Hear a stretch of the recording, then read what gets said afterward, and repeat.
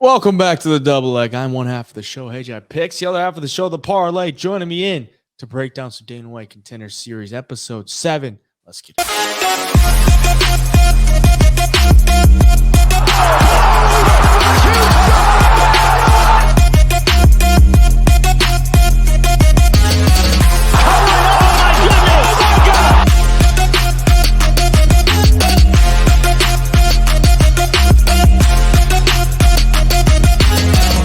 We are back with 5 more fights on a Tuesday night. And from what I heard, last week's fights on Tuesday were pretty dang good. I didn't get a chance to watch them. I was traveling. I was driving, moving across the country, so I didn't get a chance to watch, but overall did make a little bit of money on the night. What do you think of the fights overall last week? Yeah, it was like every fight was a banger. It was like back to back to back. And that's what you love to see. It's like one of those nights where Dana White was jumping out of his seat the whole entire time. Makes Tuesdays fun when you get 5 fights like that. So hopefully we get a repeat. But this card's a little dicey in some areas. So I'm not sure what to expect here. Yeah, you really never know. Because last week wasn't like some crazy looking week, but it ended up being really good. This week doesn't look like it's going to be anything crazy, but it could end up being really good. And that's pretty much what you're getting every Tuesday Dana White Contender Series. If you want the plays or the bets for this Tuesday's Contender Series fights, stay up to date at the double leg, and they'll be available for free download there once they are available. That'll be available through the link in the description. If you want the UFC bets, you can join the double leg premium there. But we're going to go through all the fights and give you our predictions and our breakdowns, not the bets. Those will be finalized and available to you when they are ready. But let's start it off with the main event, a heavyweight bout. Shamil Gaziev coming in at minus 500 against Greg Velasco, sitting at plus 300. The big boys in the main event are going to slug it out, undefeated on both sides. Shamil Gaziev, 6'3", big boy.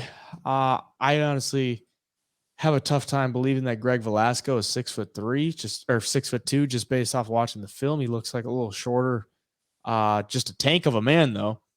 He has spent most of his career, all of his career, fighting in CFFC. And watching his film, I see a lot of holes in the takedown defense, which I would expect Shamil Gaziev to exploit in this one. Seems like Velasco gets taken down nearly every fight. He's able to battle through it, though. And, he's still undefeated, so he's never lost. But Gaziev looks like he's going to go for the takedowns a lot. Does have some power in the hands that he will use, but this looks like somewhat of a greasy heavyweight fight and a wide line. So that's always scary. What are you thinking on this one? Yeah, Velasco does get taken down a lot. And a lot of times when he's fighting well, he's actually initiating the wrestling and getting takedowns himself. The one thing on his side in this fight that I've seen is him be able to fight past, one round, like as a heavyweight. The guy has gone 5 rounds before. The guy has a decision win on his record. For a heavyweight at that level is not, I guess, it's a little bit rare. You see a lot of these guys finishing fights early. I mean, this is heavyweight, though. For a big underdog, anything's possible. He doesn't really hit that hard on the feet, though, from what I've seen at least, compared to a guy like Gaziev. I mean, Gaziev has a lot of power on the feet. He's 13. He's beaten guys with good records, like Kornilov, who's 13-0. Like as his pro career has progressed, he's fighting better and better competition, and he's still getting wins. I think if he goes to the wrestling, he could actually dominate, especially early with that Velasco bad takedown defense. On top, he's heavy. He lands big ground and pound. He just seems like the better mixed martial arts athlete to me. He seems like his ceiling's higher and he could go further in this sport. Both guys are undefeated, though. It's going to be interesting. Heavyweight main event with a big favorite. It's like you got to watch out for those dogs, especially on this show. However, I think Gaziev should be the more skilled heavyweight in this fight. But if Gaziev does try to wrestle a lot early and doesn't find a finish, I think Velasco's cardio is decent. I really do. Watching his tape, he slows down a little, but he's never out of it and he never stops fighting. So if somehow Gaziev gasses the hell out, that kind of opens the door for Velasco. But overall, I'm going to stick with the favorite, Shamil Gaziev. We'll see what happens, but I'm definitely not going to lay that price on him. But I think he does win. Yeah, it's a tough money line price on heavyweights, especially on a Contender Series. I mean, we just saw a couple weeks ago, it was a light heavyweight bout and, minus or yeah, minus 900, minus 1,000 loss. So it's tough to lay that chalk. I probably won't. But just watching the film on him, the fight against Kirill Kornilov in Aries FC was a split decision win. If you watch that fight, it's not like anything jumps off the board to you because that's a good opponent. So I mean, you're not going to go out there and starch him. His last couple of fights, he's gotten some knockouts in Brave, and those are some decent opponents as well. I think he's fought the better competition overall. And Greg Velasco, he could make it a greasy one if he's just able to survive. If he gets taken down, I do expect he gets taken down fairly early because the takedown defense is pretty not very good.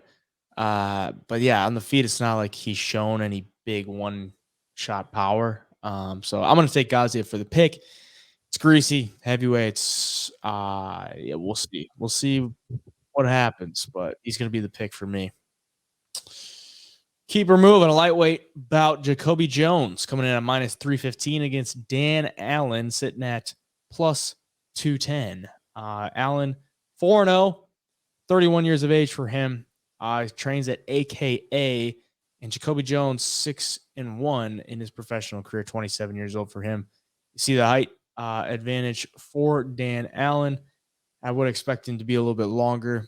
Just watching his fights, AKA guy takes him down, top pressure, heavy with it.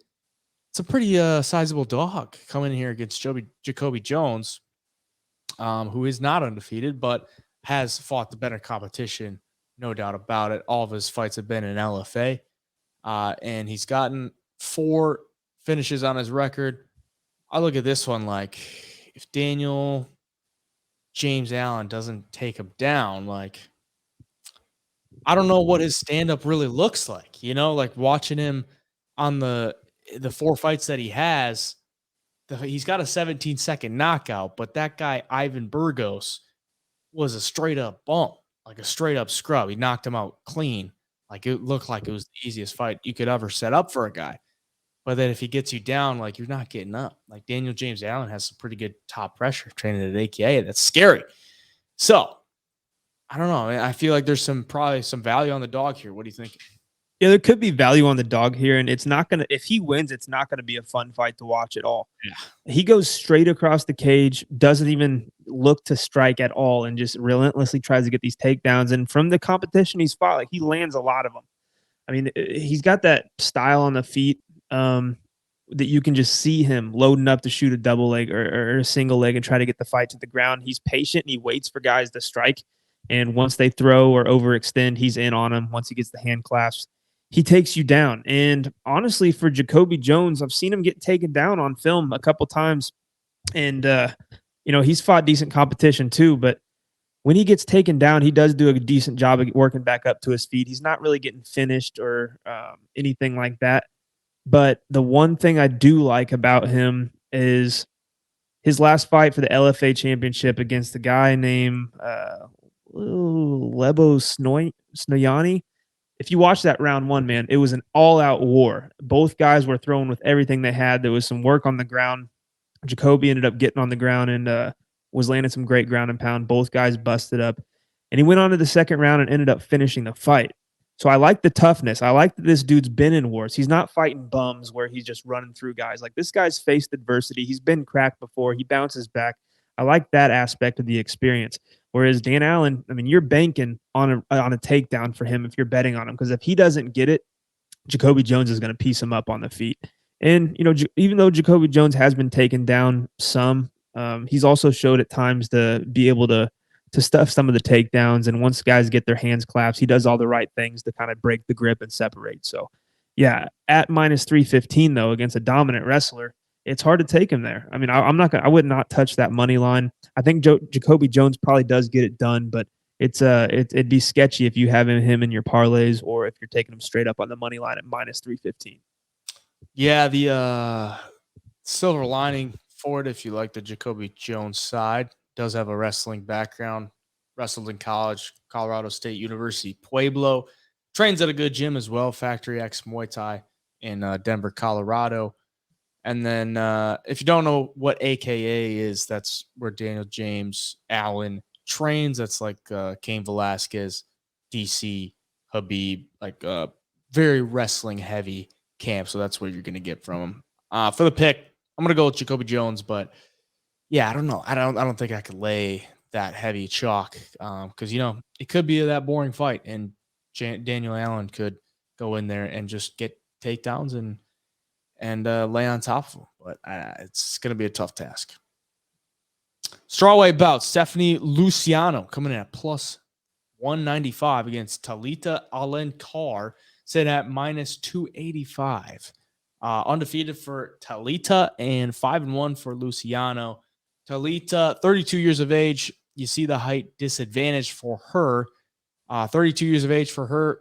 A lot of that comes down to her extensive history competing in BJJ tournaments, and she is an IBJJF champion. So she's got a long lineage of competition there. That's probably where she's going to want to take this fight. It's where she wants to take most of her fights. She's got all wins by submission except her last one in the LFA, which was kind of a dominant decision win. Got her to the ground, was able to control her. She uses a lot of kicks on the feet, just kind of keep her opponent at range, and then when they come in, she'll crash for takedowns. Luciano, 5-1. From what I noticed, she's got some decent stand-up, but it doesn't really jump off the board to you. But overall, like, she's not finishing that many fights. She's got a couple knockouts and then mostly decisions. So I find it hard to believe that she doesn't get taken down and controlled in this one. I'm not saying anything crazy there because Alencar is like minus 250, but do you think the dog could come through it all? She's got to keep it on the feet if she wants a prayer, because if she gets taken down here, Talita is just in another realm with the jiu-jitsu. I think she'll find a finish for sure. But Luciana's young. She's 23 years old. Her level of competition, like, it's not bad. Her last win over a girl who was 5-0. Again, man, if she keeps it on the feet, she's got a chance. Like you said, her striking's not great. What she does do is she marches forward, though. She's somewhat aggressive. But at the same time, like, if she's too aggressive and gets in too close where Talita can grab a hold of you and take you down, then she's screwed. I like Talita here. She's a short notice replacement, I believe, so that could be, something to watch too. If she can't get the takedowns, maybe she gets tired. Who knows? On the feet, she doesn't really need to strike, or she hasn't had to. Like, she just take girls down, find the submission, or win the decision. So yeah, in this fight, I got to pick Talita just for the finishing ability, especially on the mat. And for Luciana, still young, could be decent. It's just hard to tell. Like, what I see on film so far, she's got a long way to go. So I'm going to stick with the IBDJJF champ and Talita here for the pick. Yeah, it's always, I got something to believe in there when you're looking at a world champion in something. At least she's, world class at something. I do expect her to probably get some takedowns. Watching her takedowns, like, they're pretty solid for, sometimes these BJJ guys or gals don't have the greatest wrestling, but she was able to get her opponents down to the ground. Granted, it wasn't, the greatest competition, but we'll see if Luciano can keep it on the feet. I'm going to go with Talita for the pick. And I'd probably say she probably like round 2 sub, somewhere around there. Lightweight bout. Kanan, I don't know, it's a really tough day. Kruschewsky sitting at minus 230 against Dylan Mantello, sitting at plus 165. 7-2 for Mantello, 14-1 for Kanan. 32 years of age for Kanan, 30 years of age for Mantello. A couple inches in height for Mantello. He's a pretty long dude, so I'm interested to see what his at reach actually is. But this one should be a fun fight, I would say. Probably one of the more entertaining fights on the card. Both guys pretty solid stand-up. A bunch of submission wins for Kruschewsky. You look at his fights that he had in the LFA, which was the only fight he's had in the LFA, which is kind of weird. It was back in 2021. Usually if you put up performance like he did on the LFA, you probably get another fight back. Nice left hook, cold cocked him. And then since then, he's had a no contest in Aries, gone into jungle fight, and got 3 straight wins, all by finish. So the guy's got a good amount of experience under his belt. Dylan Mantello, he's had a an interesting career. I mean, he's fought Dennis Hughes twice. He's fought John Ramirez twice. So that's interesting. He avenged one of those losses against John Ramirez. He's a Serra Longo guy. And we'll see if he can come in here and pull off an upset. What are you thinking? Yeah, the one thing I noticed with Dylan Martello, when I watch both of these guys on film, is Dylan's probably the more technical striker. He's will want this fight on the feet, in my opinion. He might be okay in the grappling department, but it's definitely not what he's going to want to look to do in this fight, especially fighting Kanan, who does have it will be the better grappler at least. The one thing though with Martello that I noticed I don't really like is if you watch some of his fights in Eagle FC, he's kind of slow on the feet. Like he kind of reminds me of how like Padilla looked this past weekend. Like he's taller, longer, but it just kind of slow and lackadaisical with the striking. Whereas Kanan kind of has that more aggressive brawling style. He might not be as technical, but he's really winging those shots in there. Like you said, that left hook that dropped the dude. Like he's got power and he's shown he has power. I think he's going to have more power than Martello here. So I could see him marching forward and just kind of melting Dylan Martello here. Martello at plus money might look decent, but I just think there's going to be a speed advantage. I think you're going to tell that Kanan's way more aggressive. And I think he'll be the better grappler too if the fight goes there. He doesn't have the best takedowns in the world, but as far as being on top on the ground, he's pretty good, or at least he seems to be. So, yeah, for the pick, I'm going to take Kanan. Still, though, Martello could come in. Maybe that was an off fight, and maybe he's been improving and comes in and looks really good on the feet against Kanan. But I see Kanan just being a little bit too much for him at this point. I would think so too. For Dylan Mantello, just not really like that impressed with the level of competition. Like he lost to John Ramirez, who's 5-5 at the time, then goes back and beats him. Beats Dennis Hughes, who's 7-4.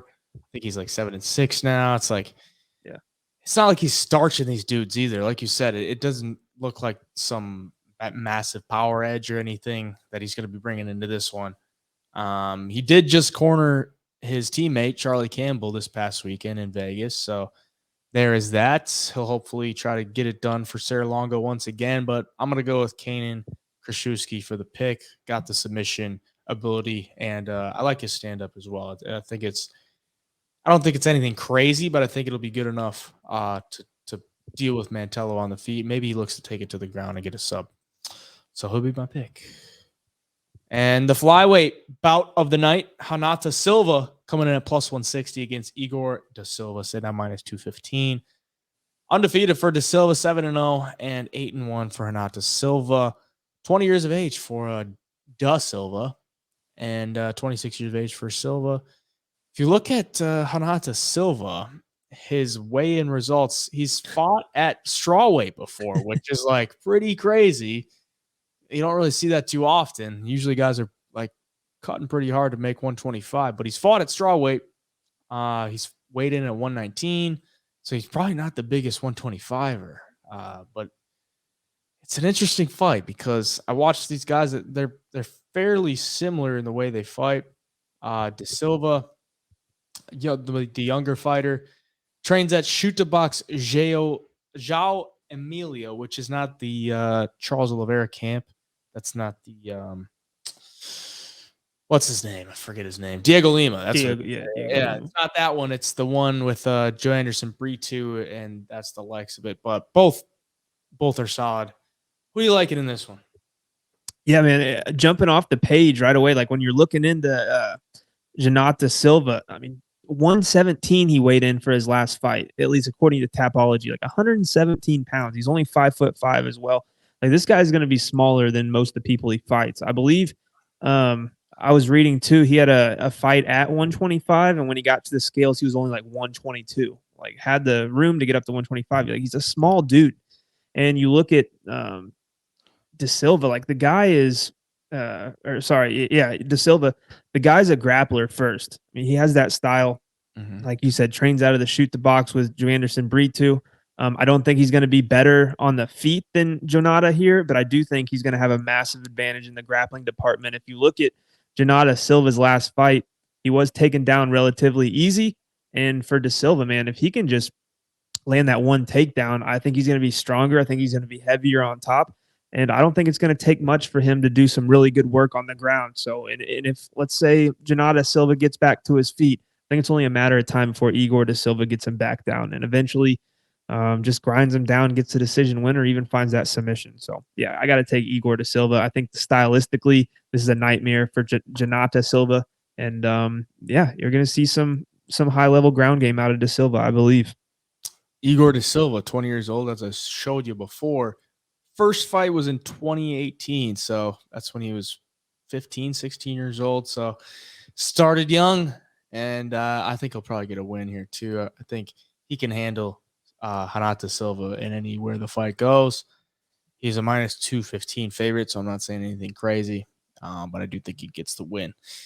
That'll be the predictions and the breakdown for Dana White Contender Series episode 7, I believe it is. And hopefully can make some bread. If you want the bets, again, they'll be free.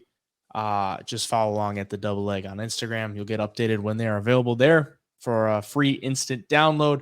Hop on the premium membership as well if you want every single UFC card every week for less than $1 a day. At HI Picks on the medias for me. Where can they find you? All social medias at the Parlay MMA. If you're watching here on YouTube, drop a sub and a like to support the channel. Till next time, see you in the next video. Double Leg signing out.